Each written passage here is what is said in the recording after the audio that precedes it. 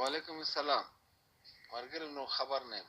دا یو څلور پنځه میاشتې مخکې مې دا اوازه خپره کړې وه پاکستان څخه، او اوس بیا د پټ څخه زما خیال دا نشر شوې ده او لیکلي وو چې بس مقرره یې ولاړه د خیر سره بستره یې په شا کړه.